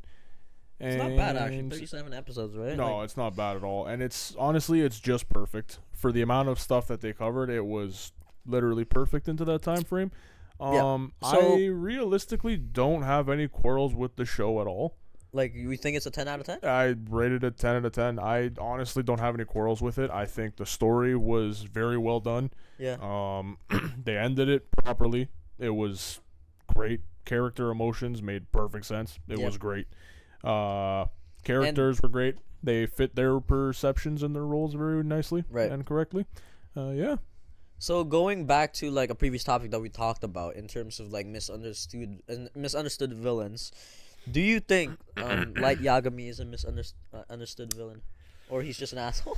So his intention, it's kind of like comparing him and Eren from AOT. His intentions is still like, the intentions in the beginning made sense, but the power very quickly got to their head. Yep. And it ruined everything. Yep. So it very quickly turned into, wow, you're kind of just waiting for this guy to get his due. You know, it's kind of deserved at this point. Like, he's how a lot of people actually felt about it. Like, yeah, it's kind of like, all right, his intentions were reduce the crime rate, which he did mostly successfully. But then it got out of hand. But then it very quickly got out of hand because he got this perception of wanting to be God, and then quickly thought it was okay to sacrifice anyone who he felt was in his way, even if they were completely innocent, even his own family for that matter. Yep. So it's very easy to see that he wasn't a villain that was misunderstood. He was a villain that very quickly let it all get to his head and ruined it for himself. I don't know, man. It was just in the beginning, definitely, like, he had good intentions, but yeah, you're right. Yeah. I think, like, he wasn't more of a misunderstood villain. He was more like, he evolved into a piece of shit. Degenerate piece of shit. Yeah. that would, like you said, would kill even his own family member. Yeah. But yeah, I definitely have to finish Death Note. Actually, I think I only got to like episode 28 or something like that. You were literally like 10 away. I was literally like last part pretty much. So I still gotta finish that. But yeah. Anyways, I guess I can move on to my next anime topic. Okay, I'll ask you for opinion on this one because this has actually been a hot topic in anime lately. With a lot of voice actors like getting older now, and now like a lot of them actually dying as well. Would you be okay with using AI to keep using their voice to keep their legacy going, or would you rather have someone replace them as a voice actor? Man, like think about like the voice actor for Luffy for One Piece. God forbid, knock on wood, something happens to her. Or even Goku's. Or she's also very old. Yeah, you know what I mean? Like, knock on wood again. Like, if something happens to them, God forbid, would you be okay with using AI just to finish it, like to finish One Piece, or do you want someone to replace her? See, the thing is, with AI's voiceovers, they've come a long way compared to what you first heard.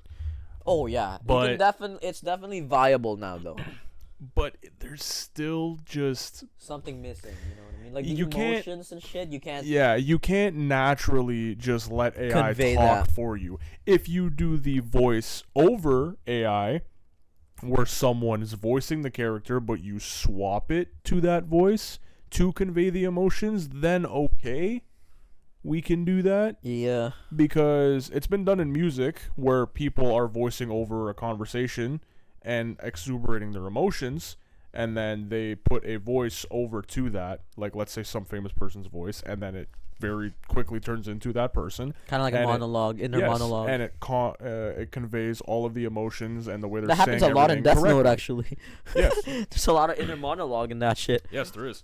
But yeah, in terms of using AI itself to finish it, I know, because it's still got its flaws. Yeah. But I don't know. I feel like to finish it, I'd be okay with AI, but to start like new animes and still use like their voice, I'd be like so like, it was so weirded out by that. That's the thing. If it's still flawed, so it would kind of come out like shit in the end, especially if you're trying to finish off a story. That's kind of the worst way to go about it. But if you can use an actual voice actor and then just get as close as you can. Use AI. Not even like get as close as you can. If you can get AI as close as you can, and then use the AI filtering system to replicate that voice over, or to go over your voice, then that could work. In terms of like AI though, that's actually a big problem in the anime industry. Yes. Like a lot of like producers, artists, and shit like that are saying it could shut down the industry.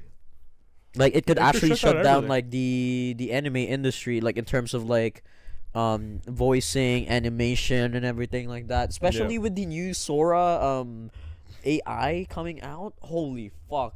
Like we've talked about this in a previous episode, but Sora AI, the one that's able to produce like videos out of like prompts, like, and it's good quality videos. It looks real. You wouldn't even be able to tell sometimes. I feel like that's going to take a lot more time to perfect it. Oh, 100%. It wouldn't be public for a long time. Yeah. Long time. But it's just scary to see that shit, man. It really is. And I don't know. AI has come a long way, and it's very scary. Terminator type of beat, you know what I mean? Mm-hmm. But anyways, I guess we can move on to your next topic here. Yeah, sure, man. How many more anime topics you got? I only got a couple. Only 2. Okay.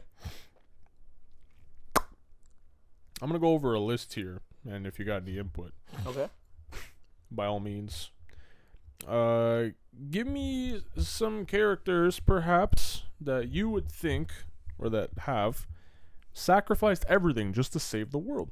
Sacrificed everything? Yes. Eren Yeager. No, I'm kidding. Well, he actually sacrificed the world for his everything. Yes, pretty much. I was going to say from that, yeah, Erwin. Erwin? He sacrificed all of his dreams. Literally everything. Even his own fucking life. He literally sacrificed his own life. Just to save the future of humanity. Well, not humanity, but future of parody. Yeah. Literally just future of parody. Yeah. Would you say Itachi? could fall under that bridge. I would say so too. He pretty much gave up like his relationship with brother. He literally killed his own fucking clan. Yeah. And was basically like this double-sided spy this whole time. So pretty much. I would say he lost everything. Yeah. Vegeta self-destructing in Dragon Ball Z to save the world.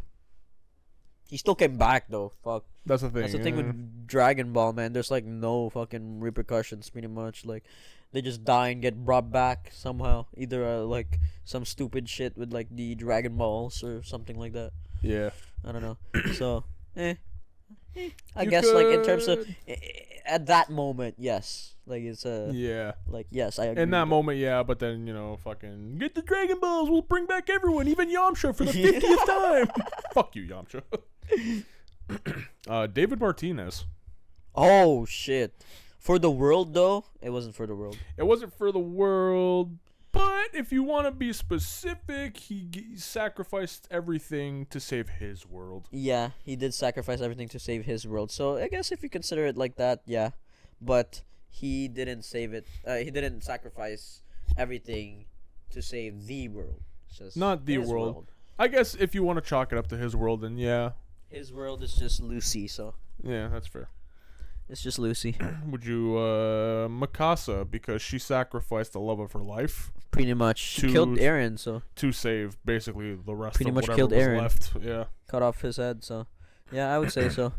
Like she also sacrificed pretty much everything. Actually, not everything, because she still had, like, her friends and shit, so. I guess not everything, but she's her world, man. Which is Eren. who didn't give a shit about her. Literally. Just didn't give a shit about fucking Mikasa. Until it was too late, and it was a bit cringy by that point. And who else? Would you also add Portkis the Ace to that list of saving his world? Which was Luffy? And saving his world. Saving his world as well, kind of under that pretty bridge. much the only thing left for him was Luffy. To see him succeed. Yeah. And to help Whitebeard as best like as he could. Yeah. I think it's like Luffy and Whitebeard the only things like left for him, and Whitebeard was pretty much dead. So yeah.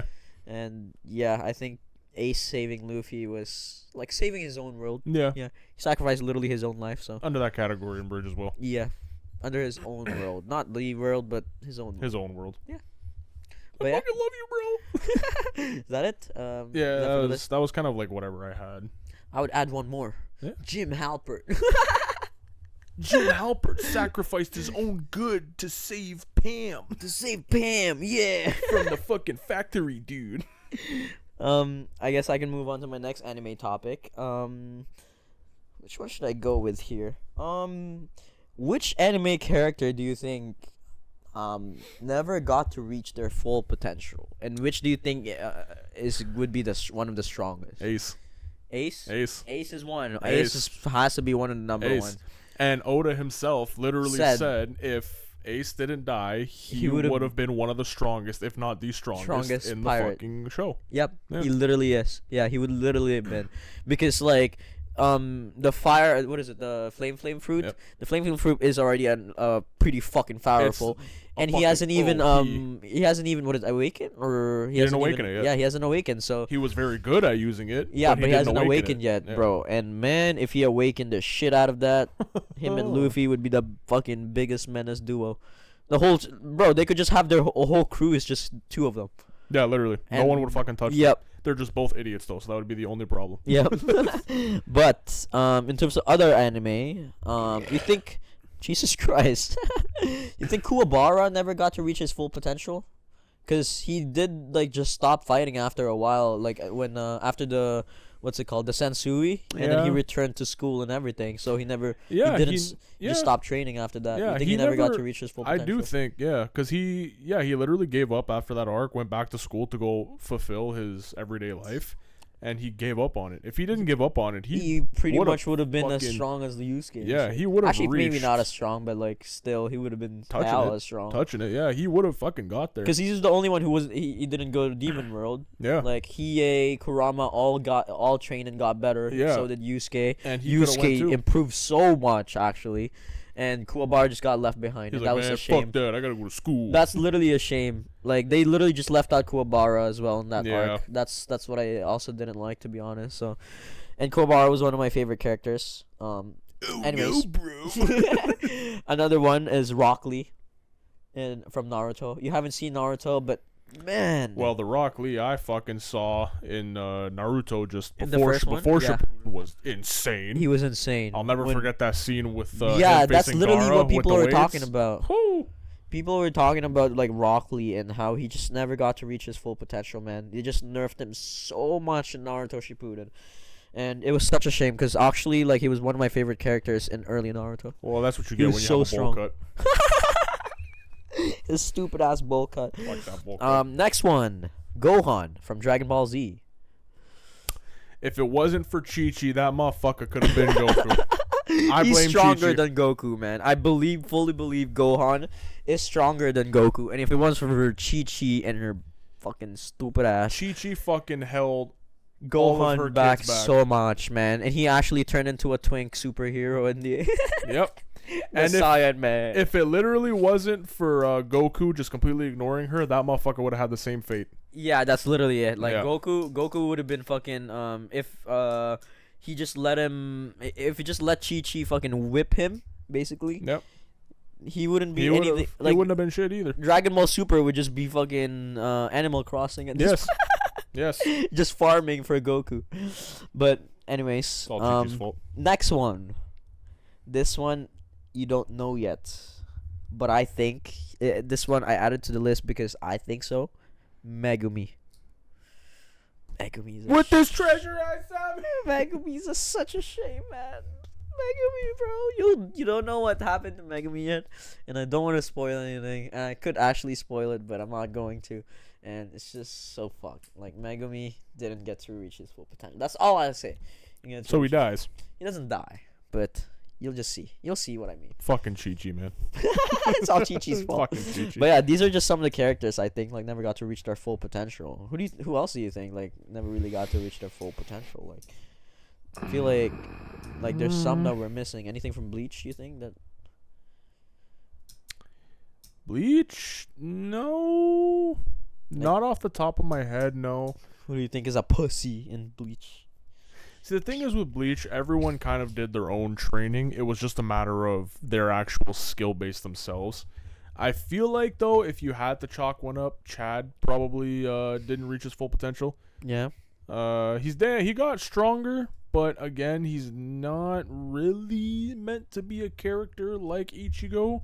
So with what he's got, I feel like there's more to unlock there. But, you know, I guess that would be the only one, really. I guess so. Yeah. Yeah. I don't know who else could I'm trying to think.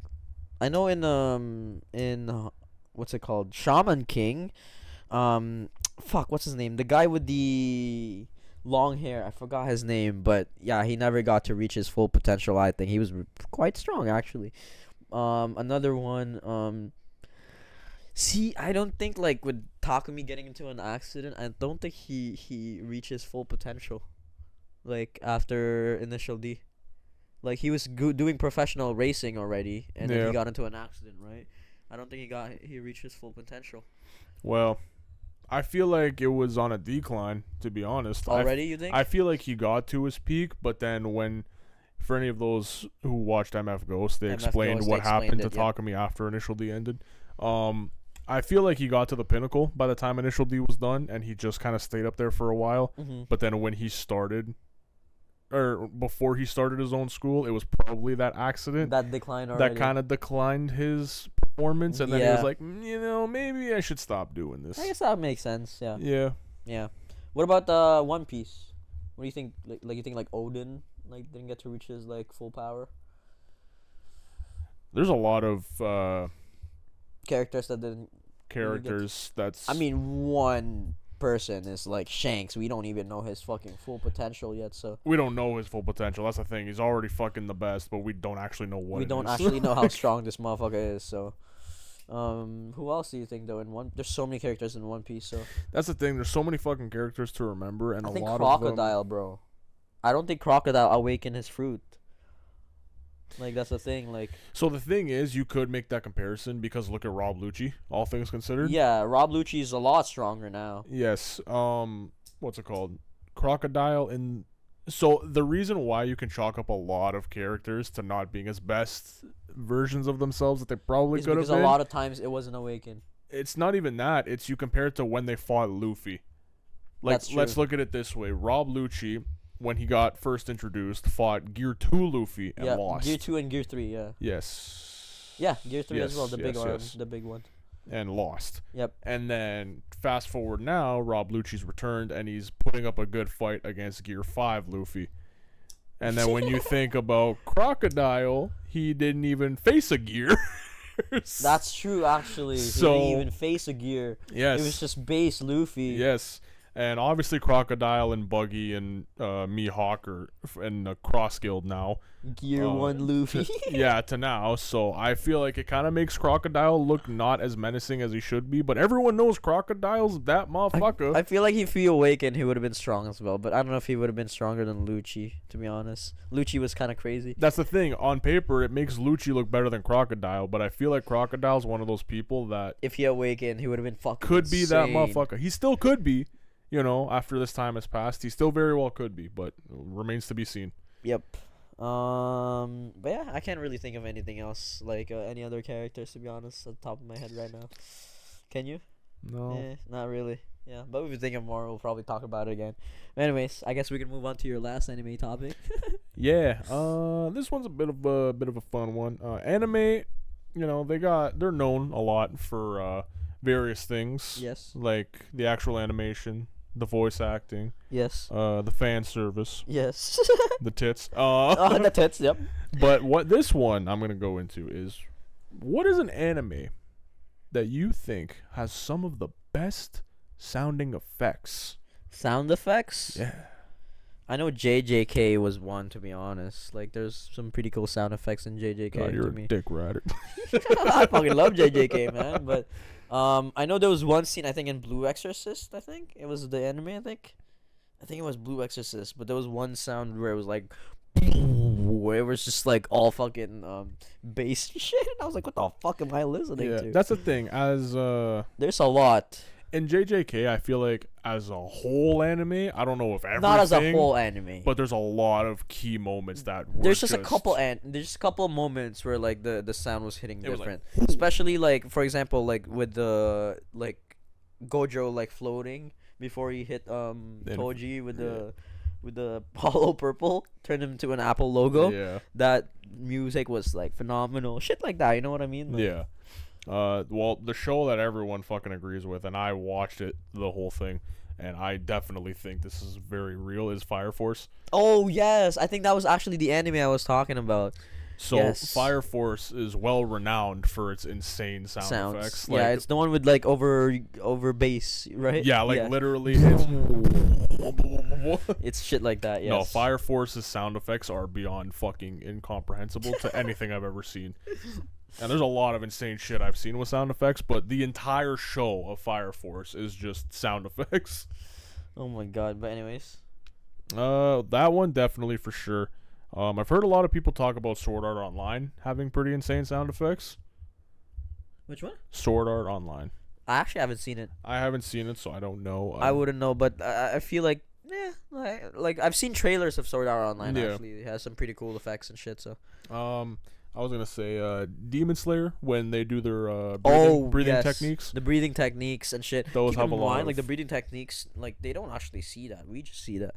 That's kind of wild. But that's all right. We got 4D. Yeah, we got 4D. We got 4D. And like that's why. the sound effects are actually quite nice as well in Demon Slayer. Yeah. Seaman Demon Slayer. The Seaman Demon Slayer. Anyways, next one.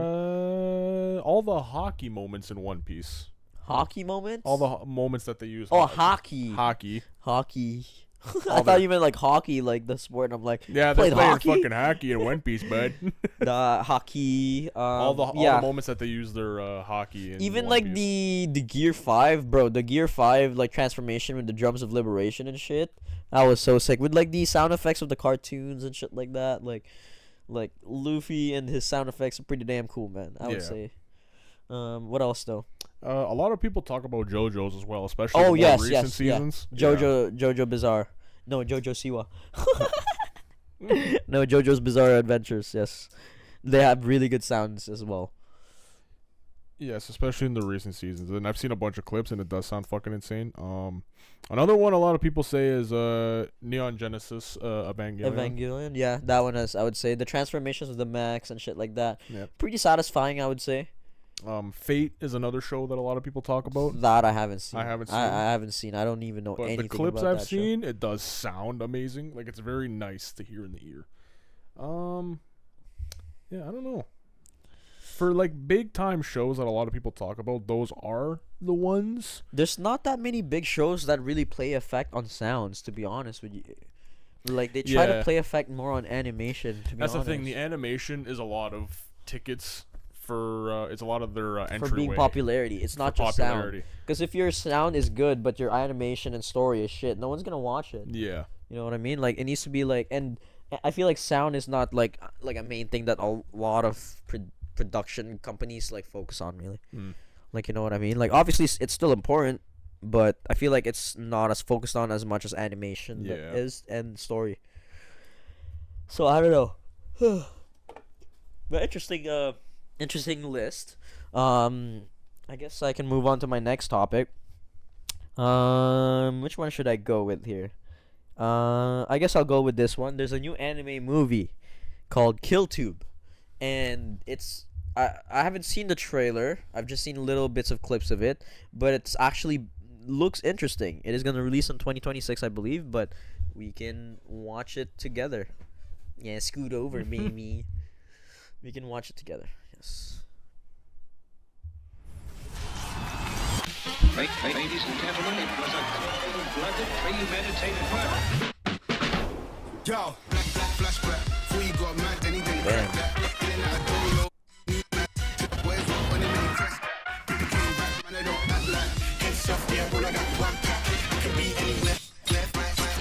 There's a lot of shit going on.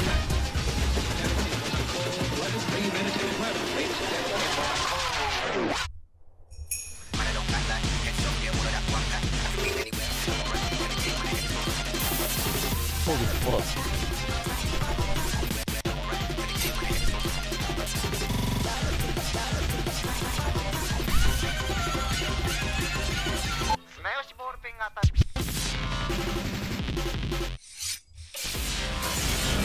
Christ, man, there's so much shit happening. That was so quick, and what the fuck was that even? So, Holy I'm fuck. assuming the 2026 means that's when it's coming. Yes, that's when it's coming out. But it's set in futuristic Japan. It looks like it, yeah. It's set in Edo, Japan, and it follows 3 different characters. From the looks of it, though, I'm getting kind of like a cyberpunk vibe, but more chaotic, like it's on fucking drugs, man. Yeah, I don't know what to take away from that trailer other than just start playing a guessing game to see what the hell it's about. It looks interesting in terms of animation, though, but in terms of like what the fuck is happening, I have no clue. The animation also confused me because it had 3D animation with CGI, and then it converted back to 2D, and then... That's the thing with it. Apparently, it travels between periods as well. What the fuck? So I don't know what the fuck is gonna happen with this movie. I'm kind of interested. I'm gonna keep that on my list. It's called Killtube, and I'm definitely interested. I just saw an Instagram post about it. I think it was IGN who posted it, but I just saw an Instagram post about it, and I'm like, damn, that looks kind of interesting. I'll put that on the list. Yeah, it kind of it's what it gives me is like cyberpunk vibes for me, at least. A little bit, yeah. But I was gonna say it reminds me of that movie. Holy fuck, what was it called? It came out in like 2016 or some shit where it was the phone app. And people dared you to do something, and you had to record it and post it. Oh, it's like Dare or something like that. Yeah, it was something Dare or whatever. I don't know. But yeah, that's what it kind of reminds me of, like, in a sense. Yeah, just in terms of like the animation in the trailer. Yeah, I can get that vibe. That's what I'm guessing. Very futuristic, though. There was so much going on. There was so much going on, what to take away from that. It was so futuristic. Honestly, I feel like they should put an epilepsy warning in the beginning of that fucking trailer. Yeah. Because I feel like someone's definitely gonna suffer some epilepsy seizures with that. Yeah. But yeah, very interesting trailer so far. I'm probably gonna watch that. It's just a movie anyway, so it's just gonna be a quick watch. But don't know really much about it. and I want to see more. Like, I want to see more trailers. It's coming out in 2026, so it's not gonna be out for a while. We got 2 years for a fucking while. But anyways, yeah, I guess that's all our anime topics for this week.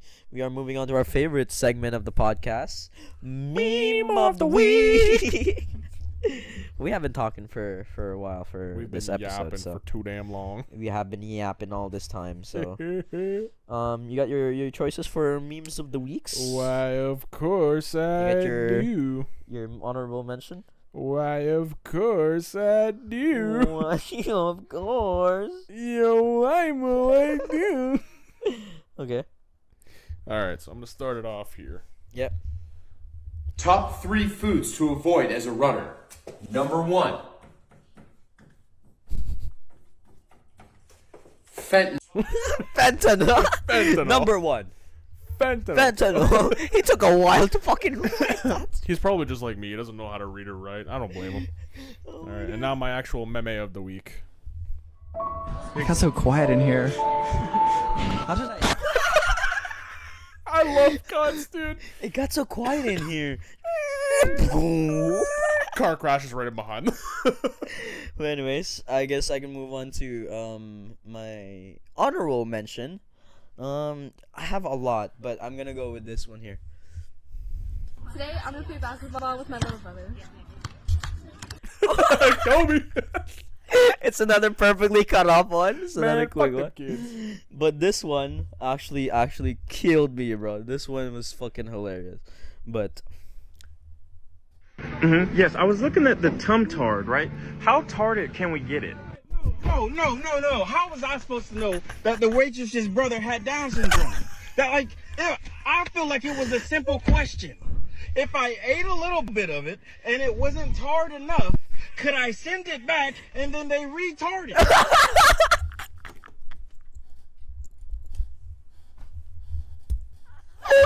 Oh no! how tarded is the tum tard? Oh my fucking god! First of all, who the fuck names their item menu a tum tard? I want to go to that place. What even was the tum tard? I don't even fucking know. What was that menu item? What is a tum tard? No. I was just gonna ask if it wasn't tart enough. Could I send it back and they could retard it? The way he fucking said it, bro, it's just... I mean, technically, he was politically correct. He was being politically correct. There's nothing wrong with that. Oh my god. Why would you call an item in the menu a tum-tard? I would have reacted the same way. It's logical. Well, anyways, I hope you guys enjoyed this episode. We've been yapping for a long time. Hope you enjoyed the meme of the week choices as well. Definitely gonna have some more choices for meme of the week, because that's always our favorite segment. Anyways, we will see you guys in the next one. Peace later. Jesus Christ.